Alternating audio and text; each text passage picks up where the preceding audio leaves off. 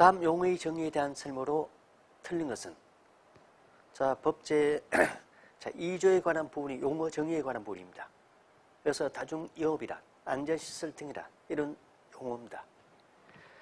1번에 다중이용업이란 특정인이 아니죠.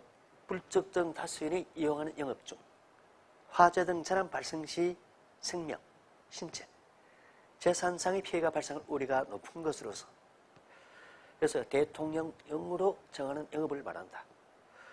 용어 정리에서는 법률로서 기본적 내용을 설명하고 여기에 대한 세부적 내용은 그 다음에 대통령령으로 보통 위임합니다.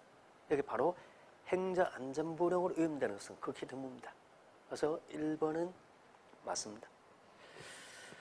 2번 안전시설 등이라 안전시설, 비상구, 영업장 내부 피난 통로, 그 밖의 안전시설로서 대통령령으로 정하는 것을 말한다.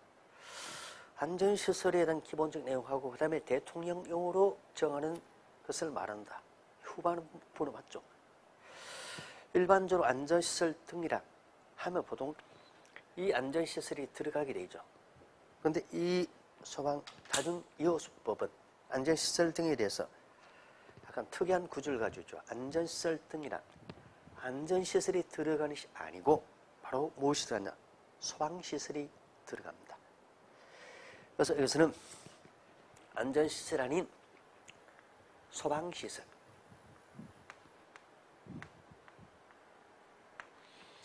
자, 여기서는 여러 가지 어떤 설비들 있죠. 소화설비, 경보설비, 피난설비.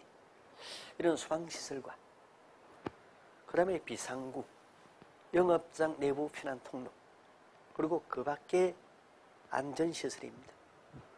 여기서 그 밖에 안전시설로서 영상음향 차단 장치라든가 누전 차단기라든가 또 고시원에 설치하는 창문 이런 것이겠죠. 이런 것으로서 구체적인 내용은 대통령령으로 정하는 것을 말한다. 이래 돼야 되겠죠.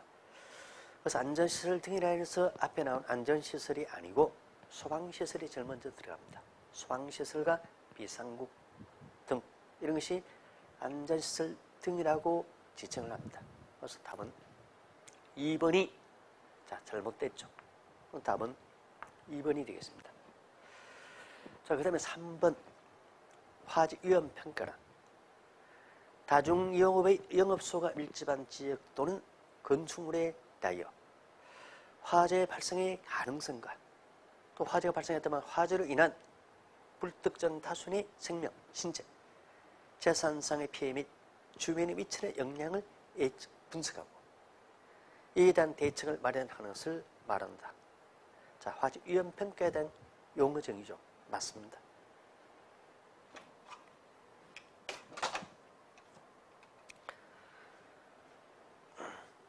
자, 그 다음에 4번 보겠습니다.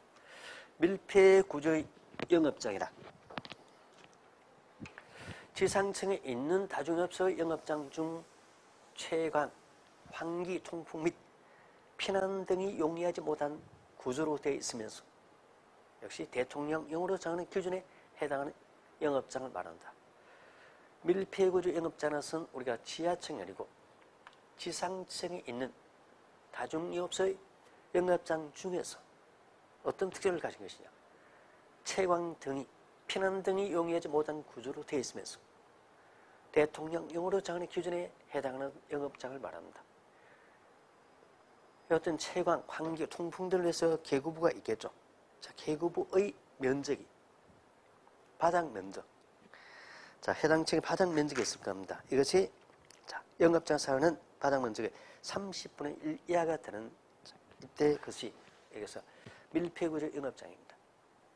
이 용어는 우리가 바로 소방시설법에 나오는 이때 우리가 바로 일부 용어입니다. 무창청에 대한 용어를 약간 필요해서 이렇게 해서 쓰고 있습니다. 어쨌든 이때 다중이용업소법은 무창청이 아니고 밀폐구조 영업장의 용어를 쓰고 있습니다.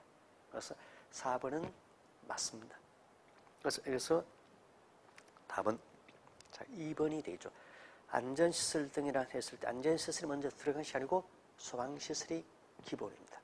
그 다음에 비상구, 영업장 내부 피난 통로, 그리고 그 밖에 안전시설, 이렇게 규정되어 있습니다.